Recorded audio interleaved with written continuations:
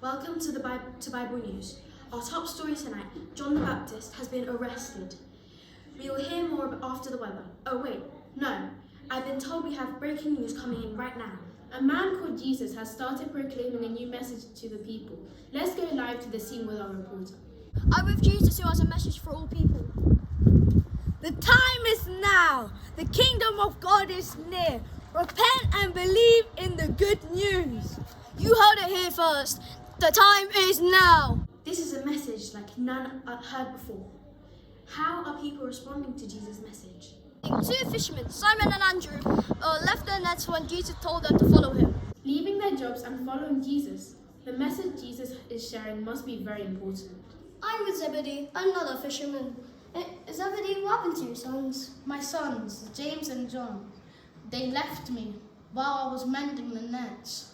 What happened then? They immediately jumped out and left me. What happened next? Jesus called them and they followed. Wow.